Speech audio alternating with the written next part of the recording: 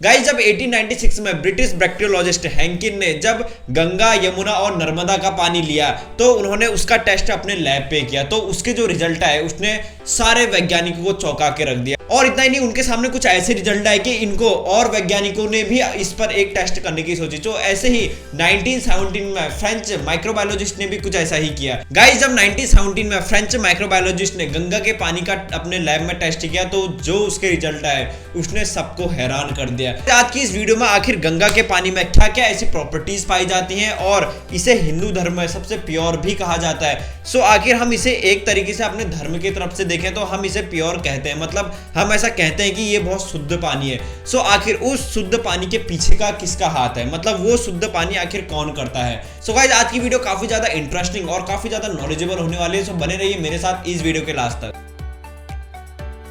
Guys Ganga का पानी हिंदू धर्म में बहुत ही शुद्ध माना जाता है और ये भी माना जाता है कि ये बहुत सारे बीमारियों से लड़ता है। जो भी स्किन डिजीजेस होती हैं वो भी गंगा के पानी अगर यूज हम करते हैं तो वो स्किन डिजीजेस दूर हो जाती हैं। सो आखिर ऐसी क्या क्वालिटी पाई जाती है गंगा के पानी पे, तो इसी चीज को रिसर्च करने के लिए बहुत सारे साइंटिस्ट सामने आए और इंडिया के साइंटिस्ट नहीं, बहुत सारे फॉरेन साइंटिस्ट भी यहाँ पर इस गंगा के पानी को टेस्ट करने आए थे। गाइज अब आप किसी भी धर्म से हो तो आप अपना एक टाइम के लिए धर्म को साइड रखिए और इस गंगा के पानी को सिर्फ साइंटिफिक रूप में आप देखिए। गाइस अगर आप गंगा के पानी को साइंटिफिक वे में देखते हैं तब आपको ये वीडियो और भी अच्छे से समझ आएगी। अब गाइस 1986 में एक ब्रिटिश बैक्टीरियोलॉजिस्ट हैंकिंग ने इस गंगा के पानी को टेस्ट किया और उन्होंने ये क्लियर अपने रिसर्च में ये कहा कि गंगा के पानी में एंटी बैक्टीरियल प्रॉपर्टीज पाई जाती हैं। और इतना ही नहीं, ये विब्रियो कॉलेरा एक बैक्टीरिया होता है जो कॉलेरा डिजीज कॉज करता है, तो उस बीमारी को ये ठीक करने का काम भी करता है। अब गाइस जब ये रिसर्च सबके सामने आई तो यहाँ पर साइंटिस्ट ने इस पर और रिसर्च करने की सोची।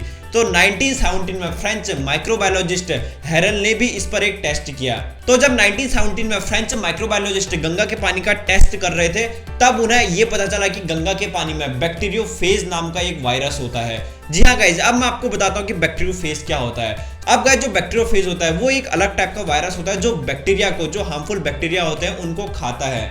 अब गाइज इस गंगा के पानी में बैक्टीरियोफेज नाम का ये वायरस सबसे ज्यादा होता है, जिस वजह से गंगा का पानी जो होता है वो पीने योग्य हो जाता है। अब गाइज ये तो आपको पता है कि जो एंशिएंट लोग थे वो गंगा का पानी ही पीते थे, क्योंकि उस टाइम पे ऐसी आरओ और फिल्टर जैसी टेक्निक तो थी नहीं, तो उस टाइम पे गंगा के पानी को ही यूज किया जाता था। तो यहाँ पर उन फ्रेंच माइक्रोबायोलॉजिस्ट ने गंगा के पानी में जब बैक्टीरियोफेज को पाया तो वो पूरे तरीके से हैरान हो गए थे। सो उन्होंने अपनी रिसर्च में क्लियर मेंशन किया कि गंगा का पानी सिर्फ हिंदू धर्म से ही नहीं, सिर्फ इसके साइंटिफिक बेनिफिट भी हमें बहुत सारे देखने को मिलते हैं। अब गाइज मैं आपको बता दूं, जो फ्रेंच माइक्रोबायोलॉजिस्ट है उनकी रिसर्च में ये पाया गया कि 20 टाइप्स के बैक्टीरियोफेज गंगा के पानी में पाए जाते हैं, जिस वजह से गंगा का पानी बहुत ही प्योर हो जाता है और ये पीने योग्य भी हो जाता है। और इसी वजह से ये बहुत सारे स्किन डिजीजेस को भी ठीक करता है, क्योंकि ये सारे जो हार्मफुल बैक्टीरिया होते हैं वो बैक्टीरियोफेज द्वारा किल कर दिए जाते हैं। अब गाइज इस रिसर्च ने सबको एक तरीके से हैरान कर दिया था, तो यहाँ पर फिर साइंटिस्ट और ज्यादा इस पे इंटरेस्ट लेने लगे। तो फिर माइक्रोबायोलॉजिस्ट बहुत सारे सामने आते हैं और फिर वो जो हिंदू धर्म की पवित्र नदियां मानी जाती है उनका टेस्ट करने की सोचते हैं। तो यहाँ पर उन्होंने गंगा, यमुना और नर्मदा का पानी लिया।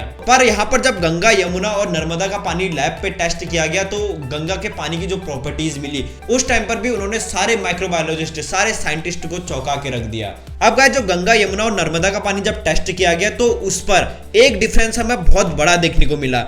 यमुना और नर्मदा में जो बैक्टीरियोफेज के नंबर्स थे, मतलब जो बैक्टीरियोफेज की संख्या थी वो काफी कम थी, और गंगा के पानी में बैक्टीरियोफेज की संख्या 3 टाइम्स ज्यादा थी, जिस वजह से गंगा के पानी को सबसे ज्यादा प्योर पानी माना गया और इसे पीने योग्य भी कहा गया। और इतना ही नहीं, गंगा के पानी में नर्मदा और यमुना से ज्यादा एंटी बैक्टीरियल प्रॉपर्टीज भी पाई गई, जिसकी वजह से साइंटिफिकली ये बात प्रूफ हो जाती है कि गंगा के पानी में बैक्टीरियोफेज नाम का जो वायरस होता है इसके नंबर्स काफी ज्यादा होते हैं, जिस वजह से गंगा का पानी पीने योग्य होता है और ये बहुत ही प्योर होता है।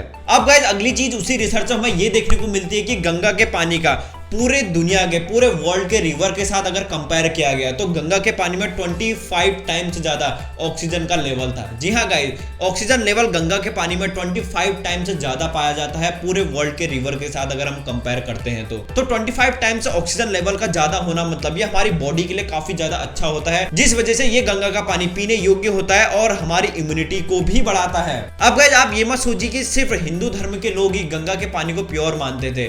पहले जब इंडिया अंग्रेजों का गुलाम था तो ब्रिटिश लोग भी गंगा के पानी को प्योर मानते थे, और इतना ही नहीं, ब्रिटिशर्स को ये भी पता था कि इस पर एंटीबैक्टीरियल प्रॉपर्टीज है, जिस वजह से उनकी जो हेल्थ है वो अच्छी दिखनी शुरू हो गई थी और स्किन डिजीजेस भी उनकी कम हो चुकी थी। अब गाइस ये तो बात होगी गंगा के प्योरिटी की। अब हम बात करते हैं कि आखिर आज की स्टेज क्या है, मतलब गंगा का पानी आज की स्टेज पर कैसा हो चुका है। यहाँ पर हमारे लिए बहुत ही बैड न्यूज है।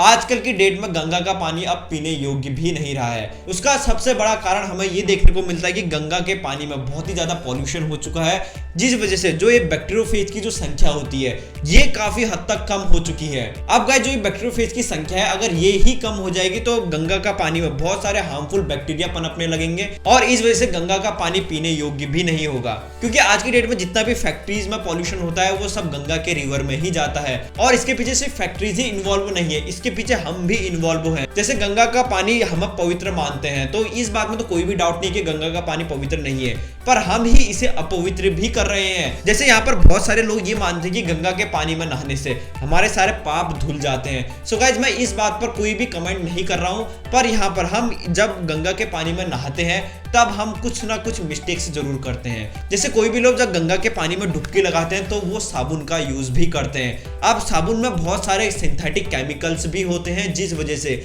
गंगा के पानी में जो बैक्टीरियोफेज होते हैं उनको काफी ज्यादा नुकसान होता है, और जो ये बैक्टीरियोफेज होते हैं तो ये उन साबुन के पानी से इनकी नंबर्स में कमी आती है और ये मरने लगते हैं। पर आज की डेट में गंगा के पानी में जो भी नहाने जाता है तो वो सोप लेकर जरूर जाता है, तो यहाँ पर हमें इसे रोकने की जरूरत है। अब जो बेसिक चीज है वो तो आपको भी पता है, जैसे हमें कूड़ा नहीं फेंकना चाहिए और भी ऐसे हार्मफुल केमिकल्स हमें गंगा के पानी में नहीं डालने चाहिए, तो आप सभी को पता है। सो आई होप गाइस आपको आज की वीडियो इंटरेस्टिंग लगी होगी। सो अगर आपको ये वीडियो इंटरेस्टिंग लगी है तो इस वीडियो को लाइक एंड शेयर जरूर करेगा। तब तक के लिए थैंक यू सो मच।